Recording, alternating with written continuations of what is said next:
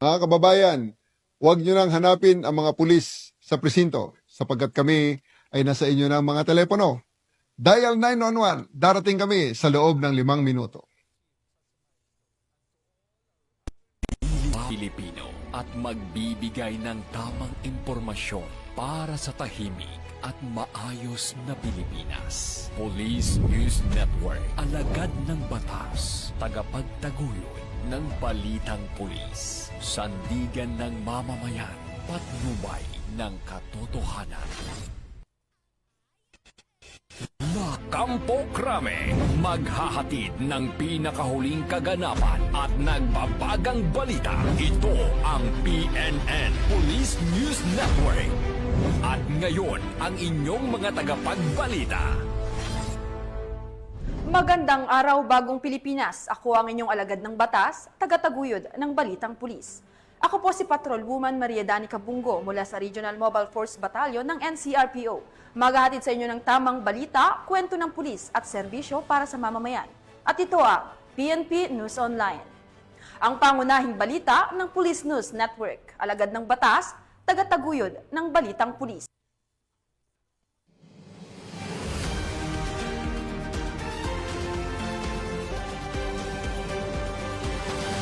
Narito ang mga balitang dapat niyong abangan. Lalaking may kasong karnaping huli sa Manhunt Charlie Operation sa Barangay Kapayawi, Libungan, Cotabato. Mahigit 800,000 pisong halaga ng smuggled na krudo nasabat sa Roxas PNP at BFP sa Roxas, Palawan. At mahigit kalahating milyong pisong halaga ng hinihinalang shabu nasabat ng mga otoridad sa Dinalupihan, Bataan.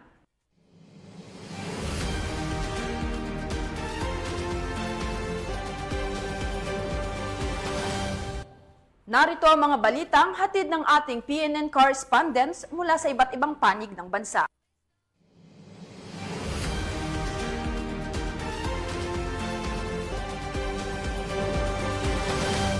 Simulan natin ang balita mula sa bahagi ng Luzon.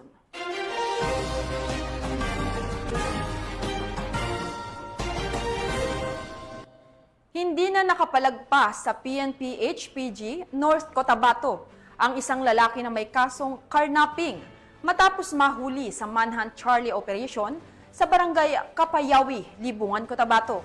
Ang detalye ng balita mula kay Patrolman Mark Roland Feliciano.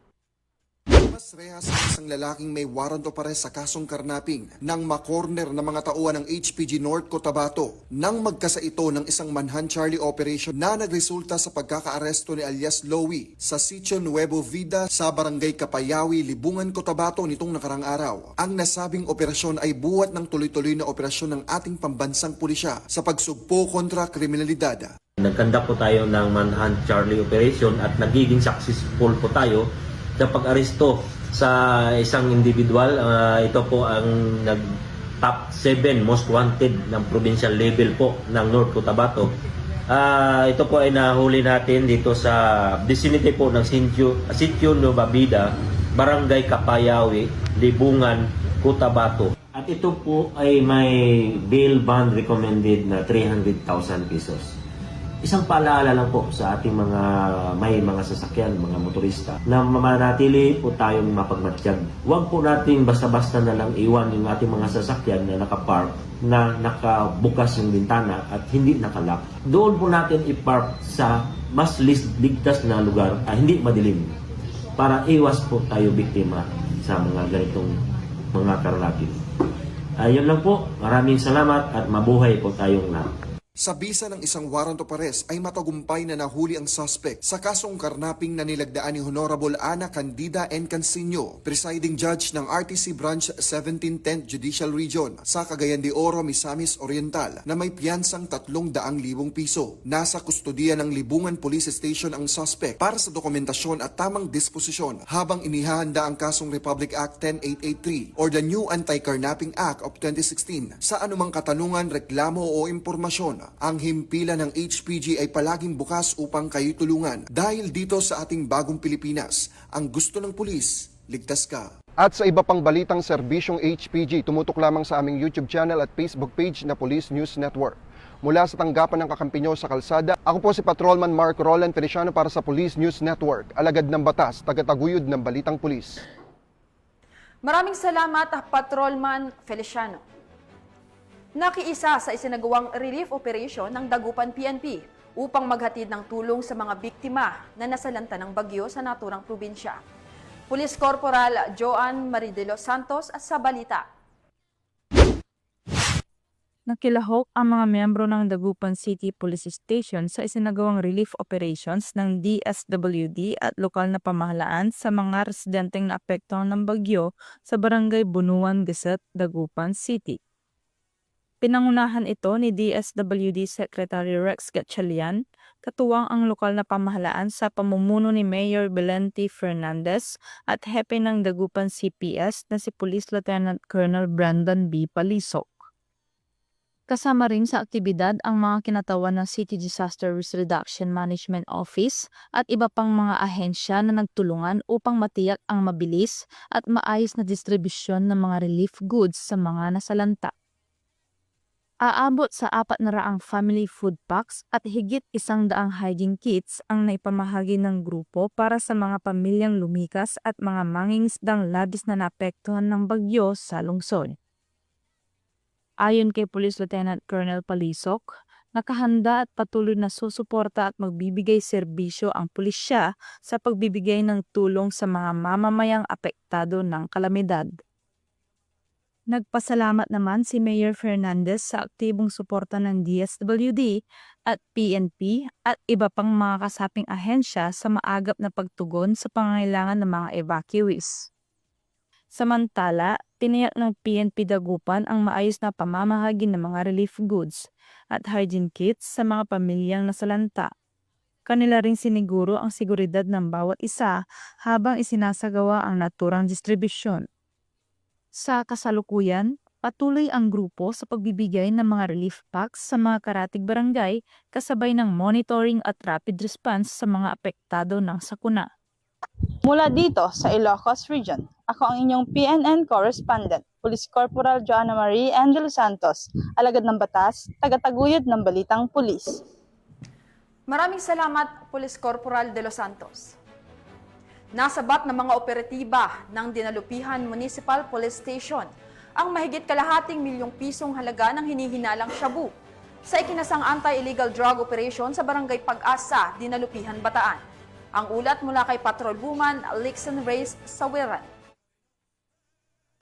Nasabat ng mga otoridad ang mahigit kalahating milyong pisong halaga ng hinihinalang shabu sa isang matagumpay na anti-illegal drug operation na isinagawa ng Bataan Police Provincial Office sa Barangay Pag-asa, Dinalupihan, Bataan. Ayon kay Police Colonel Marites A. Salvadora, Provincial Director ng Bataan Police Provincial Office, nagsagawa ng buy-bust operation ng Station Drug Enforcement Unit ng Dinalupihan Municipal Police Station na nagresulta sa pagkakaaresto ng 3 hinihinalang tulak ng droga. Na-recover mula sa mga sospek ang tinatayang 81.1 gramo ng shabu na may standard drug price na 551,480 pesos. Ayon sa ulat, nahuli sa aktong nagbebenta ng iligal na droga ang mga sospek at kasalukuyang nasa kustodiya ng Dinalupihan Municipal Police Station habang inihahanda na ang pagsasampa ng kasong paglabag sa Republic Act 9165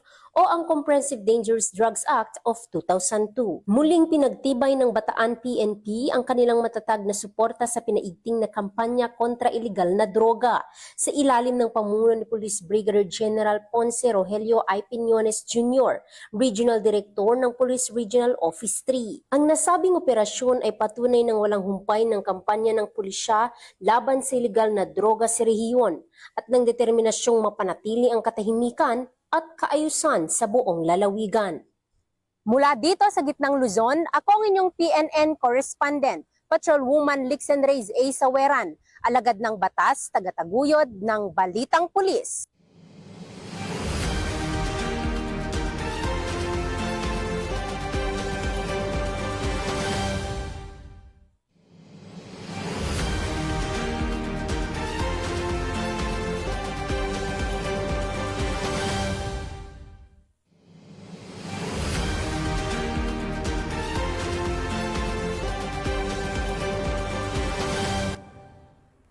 Dahil sa mabilis na pagresponde ng mga otoridad, agad na naaresto ang 8 sa 10 na nakatakas sa provincial jail sa ikinasang hot pursuit operation ng Ibaan PNP at Santo Tomas PNP sa Batangas City. Nakibalita dyan si Patrol Woman Jessie Cris Obrero. 10 preso na tumakas sa Batangas Provincial Jail ang naaresto kahapon Hulyo 28 taong kasalukuyan matapos mabilis ang hot pursuit operation ng Ibaan at Santo Tomas Police Station. Bandang 9:30 ng umaga, naganap ang pagtakas ng 10 PDL mula sa Batangas Provincial Rehabilitation Center sa Barangay Malainin, Ibaan, Batangas. Matapos tutukan ng ice pick ang isa sa mga PDL, ang jail guard at agawin ang baril nito. 3 ang unang nahuli sa Barangay Kulayat, Ibaan, Batangas, sina alias Cesar, Zaid at Bob, na kasalukuyang nasa kustodiya ng Ibaan Municipal Police Station. Samantala, bandang 1:30 ng hapon, naharang naman sa Startol ang Alps bus na sinasakyan ng 5 pugante na sina alias Armando, Norman, Dennis, Michael at Lester. Na-recover mula sa kanila ang isang 9mm, llama pistol, magazine, bala, balisong, ilang susi at 59,673 na cash. Binubilis namin yung aming puwersa dito sa Tomas Component City Police Station at pin-lockdown namin yung bus at doon na nagsimula yung aming negotiation para peacefully ay mag-surrender yung ating mga tumakas. Ang mga pugante ay may kasong robbery, homicide, kidnapping, direct assault, murder at paglabag sa Republic Act 9165. Kasalukuyang nang nasa kustodiya na ng Santo Tomas Component City Police Station para sa kaukulang dokumentasyon at ibabalik sa tamang ahensya para sa kanilang muling pagkakapiit. Dito sa Calabarzon, ako ang inyong Police News Network Correspondent, Patrol Woman Jessie Cris S. Obrero. Alagad na batas, tagataguyod ng balitang pulis. Maraming salamat, Patrol Woman Obrero. Mahigit 800,000 pisong halaga ng smuggled na krudo ang matagumpay na nasabat ng mga tauhan ng Rojas PNP at BFP sa isang operasyon sa Rojas, Palawan. Ang detalye ng report mula kay Patrol Woman Abigail Datu. Ng mga tauhan ng Rojas Municipal Police Station at Bureau of Fire Protection ang nasa 78 drum ng krudo sa pantalan ng Rojas, Palawan, pasado alas 10 ng umaga noong ika-27 ng Hulyo taong kasalukuyan. Nahuli naman sa operasyon si alias Raymond, 48 years old, operator ng truck na pinagkargahan ng mga krudo, kasama ang mga pahinante na sina alias Rolando, Gualberto at Mark, na pawang mga residente ng Rojas, Palawan. Ayon sa Rojas Municipal Police Station, nakatanggap sila ng impormasyon na may nagaganap na iligal na pagbiyahe ng mga produktong petrolyo. Agad na nagkasa ng joint operation ang Philippine National Police at ang Bureau of Fire Protection, kung saan tumambad sa kanila ang humigit kumulang 78 drum na krudo. Ayon naman sa Rojas Fire Station, ang mga krudo ay nakatakda umanong dalhin sa bayan ng Araceli, Palawan, ngunit wala itong maipakitang conveyance clearance permit. Ang naturang permit ay isang dokumento mula sa Bureau of Fire Protection para pahintulutan ang pagbiyahe o pagtransport ng mga produktong may kinalaman sa chemical, gasolina o iba pang flammable substance gaya ng krudo, LPG o iba pang hazardous materials. Samantala, nasa kustodiya na ng Rojas PNP ang mga nasabat na petrolyo at mga nahuling individual na nalabag umano ang Presidential Decree 1865, an act defining and penalizing certain prohibited acts inimical to the public interest and national security involving petroleum and or petroleum products, prescribing penalties therefore and for other purposes. Ang matagumpay na operasyong ito ay nagpapakita ng mas pinaigting na kampanya ng kapulisan laban sa iligal na kalakalan na naglalayong tiyakin ang kaayusan at kapayapaan sa komunidad. Mula dito sa Calapan City, Oriental Mindoro, ako po ang iyong Police News Network Correspondent, Patrol Woman Abigail B. Datu, alagad ng batas, tagataguyod ng balitang pulis. Maraming salamat, Patrol Woman Datu. Tunghayan naman natin ang mga balita mula sa Visayas.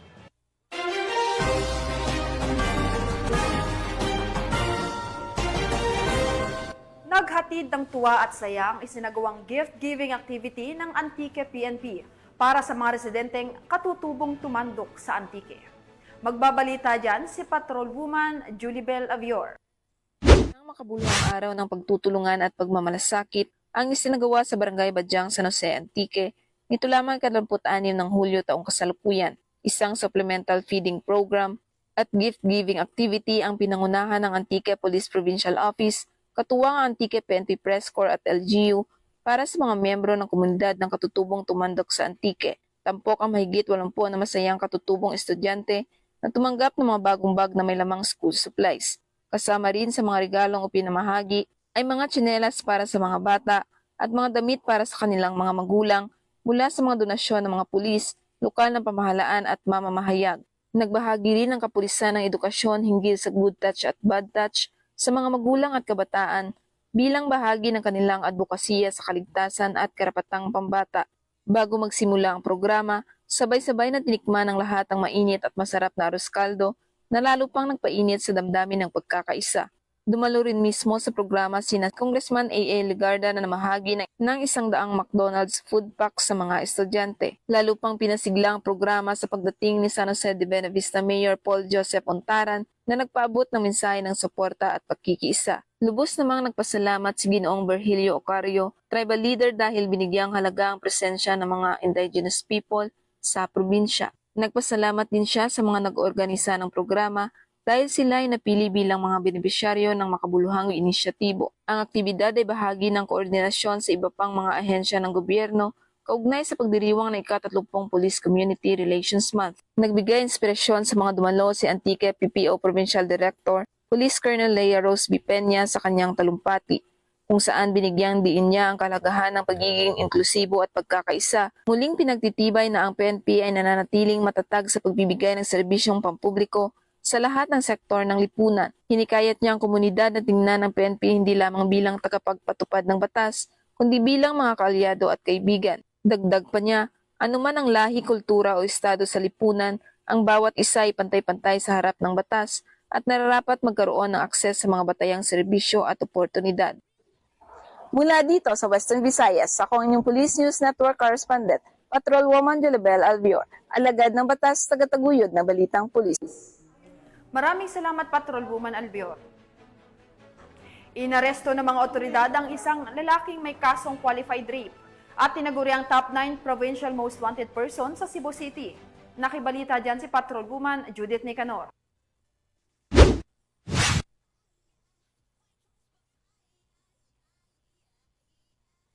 Sungan ang bagsaking may qualified rate turing in most person level ng sa Sitio Puras, Barangay Sambag 1, Cebu City nito lamang nakaraan. Kilala ni Police Major Mark Eric Cabaluna Papong, Acting Station Commander ng Police Station 2, Cebu City Police Office, ang suspect na si Juscoro, 42 anyos na residente ng GK Pasil, Malitbog, Southern Leyte. Ayon sa ulat, bandang alas 12:39 ng madaling araw nang maaresto ng kapulisan ng suspect sa bisa ng warrant of arrest para sa kasong qualified rape ng Article 266A, kaugnay sa Article 266B ng Revised Penal Code. Samantala, kasalukuyang nasa kustodiya ng Police Station 2 CCPO, custodial facility ang suspect para sa dokumentasyon at tamang disposisyon. Magandang araw sa ating mga kababayan. Isang malaking tagumpay para sa ating kapulisan at sa buong komunidad ang pagkadakip ng isa sa mga ituturing na top 9 most wanted criminal provincial level na may kasong rape. Sa isang maingat na operasyon na isinagawa ng kapulisan ng Abiliana Police Station, Cebu City Police Office sa pakikipag-ugnayan ng mga lokal na otoridad at ng mga miyembro ng komunidad. Sa ngalan ng Abiliana Police Station, nais ko pong iparating ang ating taus-pusong pasasalamat sa mga mamamayan na patuloy na sumusuporta at nakikipagtulungan sa ating mga programa. Ang inyong tiwala at kooperasyon ay malaki ang naging bahagi sa tagumpay na ito. Huwag po tayong mawala ng pag-asa at patuloy na magsama-sama upang mapanatili ang ating kaligtasan at kapayapaan. Maraming salamat po at magpatuloy tayo sa pagbuo ng isang mas ligtas at mas maayos na pamayanan. Ang matagumpay na pagkasakote ng suspect ay bunga ng pinagsanib puwersa ng PS2 CCPO, Cebu PIT RIU 7, PIU, SLPPO at Malitbog MPS. Ang kapulisan ng Cebu City ay walang tigil sa pagsasagawa at pagpapaigting ng kampanya laban sa anumang uri ng kriminalidad upang masiguro ang kaayusan sa kanilang nasasakupan. Mula dito sa Cebu City, ako ang inyong Police News Network Correspondent, Patrolwoman Judith Nicanor, alagad ng batas, tagataguyod ng Balitang Pulis.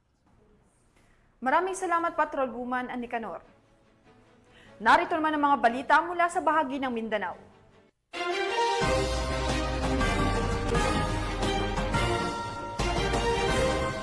Naaresto sa bisa ng warrant of arrest ang isang lalaki may kasong rape by sexual assault sa Davao City. Patrolwoman Shaira Rose Aquino sa report.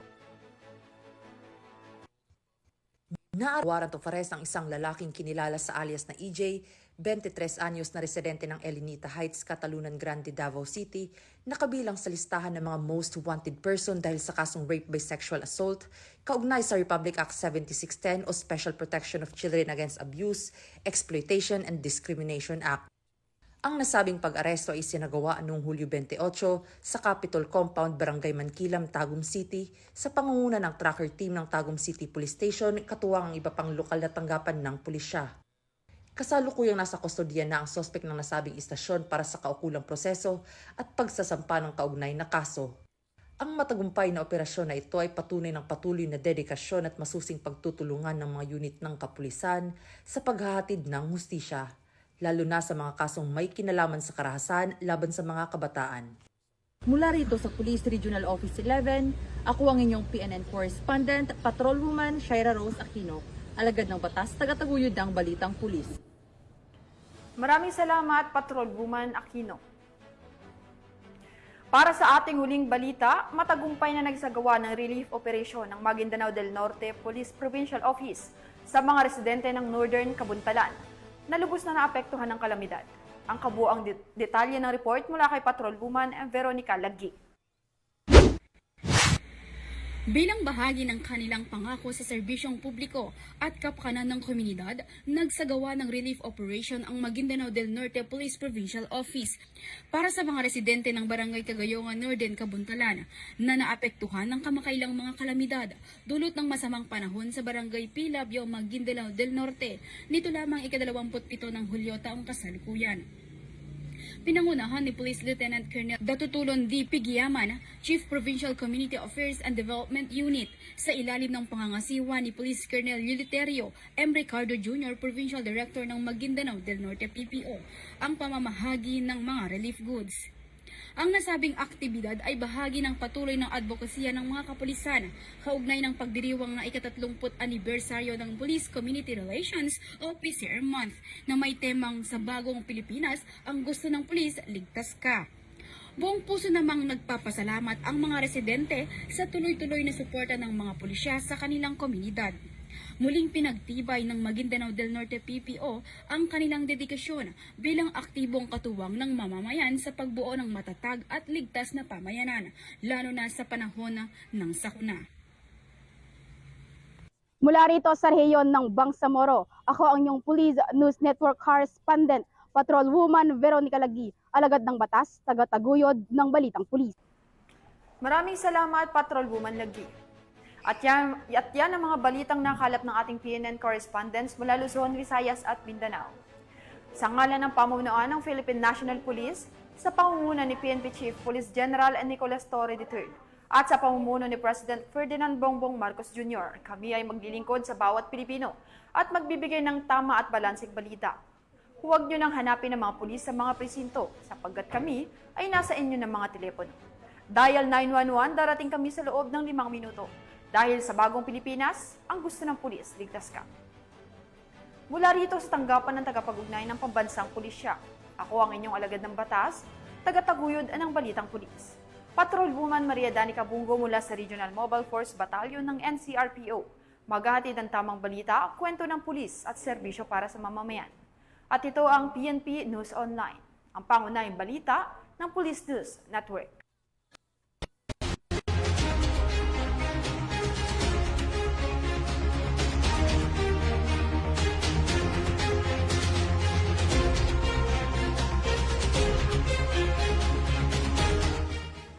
Police News Network, alagad ng batas, tagapagtaguyod ng balitang pulis.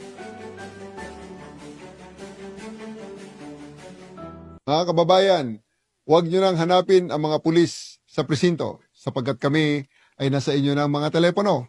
Dial 911, darating kami sa loob ng 5 minuto.